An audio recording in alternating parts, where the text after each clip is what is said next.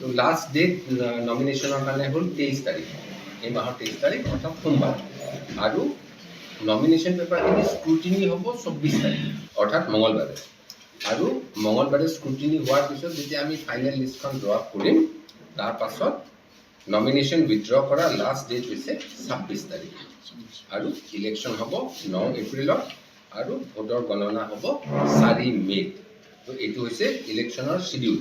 আৰু আমি ইলেকশ্যনৰ প্ৰক্ৰিয়াটো শেষ কৰিব লাগিব 6 মে'ৰ ভিতৰত, ৰিজাল্ট দিয়া আৰু বাকী যি আমাৰ ফৰ্মেলিটি থাকে। তো বৰপেটা জিলাত দুটা এছেম্বলি সমষ্টি আছে, এটা হ'ল 21 নম্বৰ ভবানীপুৰ সৰভোগ আৰু 26 নম্বৰ বজালী। এতিয়া 21 নম্বৰ ভবানীপুৰ সৰভোগ সমষ্টিটোত আমাৰ পলিং ষ্টেচনৰ সংখ্যা হৈছে 270। আৰু এই 270টা পলিং ষ্টেচন 147টা পলিং লোকেশ্যনত হ'ব। অৰ্থাৎ কিছু পলিং লোকেশ্যনত এটা পলিং ষ্টেচনতকৈ বেছি আছে। কিছুমান ঠাইত হয়তো দুটা পলিং ষ্টেচন একেটা লোকেশ্যনত আছে, কিছুমান ঠাইত হয়তো 3টা পলিং ষ্টেচন একে ঠাইত আছে। তো আমাৰ পলিং লোকেশ্যন যদিও ষ্টেচন 270টা, আমাৰ ভোট গ্ৰহণৰ লোকেশ্যন হ'ব 147টা। তাৰপিছত তেনেকুৱাকৈ তাতে আমাৰ টোটেল ইলেক্টৰ মানে ভোটাৰৰ সংখ্যা ভবানীপুৰ সৰভোগত টোটেল ভোটাৰৰ সংখ্যা হৈছে 2,15,000 ইলেক্টৰ। তাৰ ভিতৰত মেল ফিমেল প্ৰায় সমান 1,08,000, 1,07,000। তাৰপিছত আমাৰ ছাৰ্ভিচ ভোটাৰ মানে অৰ্থাৎ ডিফেন্সত যোনে কাম কৰে, পেৰামিলিটাৰী ফ'ৰ্চত যোনে কাম কৰে, তেনেকুৱা ভোটাৰৰ সংখ্যা হৈছে 3,113টা। তেনেদৰে 26 নম্বৰ বজালীত আমাৰ 223টা পলিং ষ্টেচন আছে। ভোট গ্ৰহণ কৰা হ'ব 223টা পলিং ষ্টেচনত। আৰু এই 223টা পলিং ষ্টেচন লোকেশ্যন আছে 157টা। অৰ্থাৎ 157টা পলিং ষ্টেচনত পলিং লোকেশ্যনত 223টা পলিং ষ্টেচন থাকিব। ভোটাৰৰ সংখ্যা হৈছে 1,65,000। তাৰ ভিতৰত মেল ফিমেল ওৱান্স এগেইন একে প্ৰায় 82,000।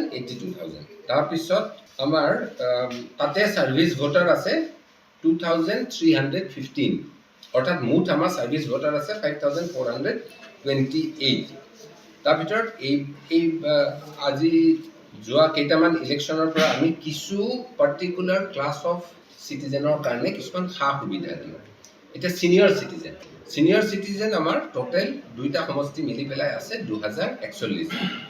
তেনেকৈ পাৰ্চনছ উইথ ডিজেবিলিটিজ কওঁ আমি, স্পেচিয়েলি এবল বুলি কওঁ আজিকালি, তেনেকুৱাৰ সংখ্যা আমাৰ 1,560 আছে। আৰু য়াং ইলেক্টাৰ্ছ অৰ্থাৎ নতুনকৈ যোন ভোটাৰ হৈছে এই যোৱা দুটা বছৰত 18-19 বয়সৰ ল'ৰা ছোৱালী যোনে নতুনকৈ ভোটাৰ হৈছে, দুইটা সমষ্টি মিলি পেলাই আমাৰ সংখ্যাটো হৈছে 9,569টা। তাৰপিছত এইখিনিৰ উপৰিও মই কৈ দিওঁ, যোৱা লাষ্ট ইলেকশ্যনত আমাৰ টাৰ্ণ আউট আছিলে 80%। লাষ্ট ইলেকশ্যনত ভোটাৰ টাৰ্ণ আউট। তাৰোপৰি এইখিনিৰ উপৰি আমাৰ দুইটা সমষ্টিতে এটা পলিং ষ্টেচনক মডেল পলিং ষ্টেচন হিচাপে আমি ডিক্লেয়াৰ কৰিম। তাত মানে সকলো ধৰণৰ সা সুবিধা থাকিব।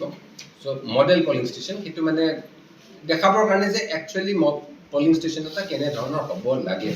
ধৰক অসমত বিভিন্ন ইনফ্ৰাষ্ট্ৰাকচাৰ কাৰণত আমি প্ৰত্যেকটা পলিং ষ্টেচন তেনেকুৱা কৰিব পৰা নাযায়, কিন্তু একচুৱেলি এইটো model polling station, one polling station should be like that.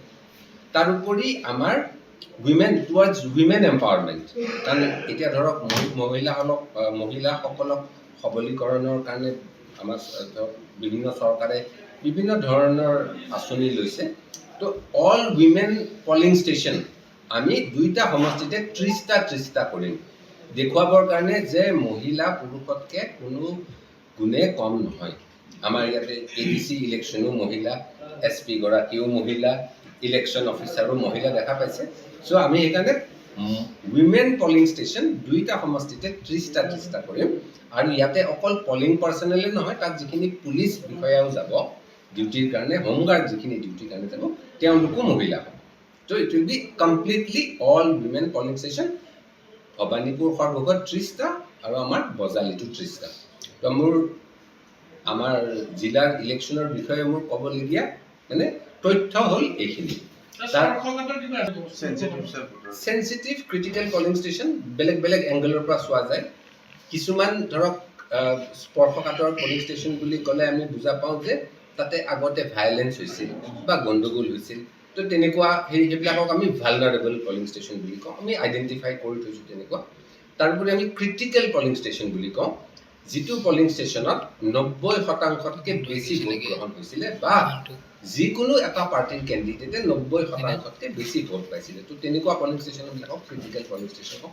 তো তেনেকুৱাও আমি আইডেণ্টিফাই কৰি থৈছোঁ, য'ত যি ধৰণে লাগে আমি ব্যৱস্থা ল'ম।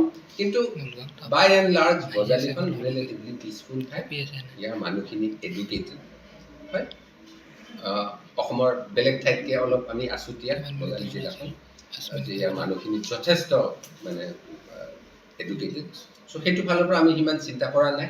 তথাপি যিখিনি আমাৰ এৰেঞ্জমেণ্ট কৰিব লাগে সেইখিনি কৰিছোঁ। আমাৰ 2টা সমষ্টিৰ কাৰণে 2জন ৰিটাৰ্ণিং অফিচাৰ আছে, অৰ্থাৎ মই ৰিটাৰ্ণিং অফিচাৰ নহয়।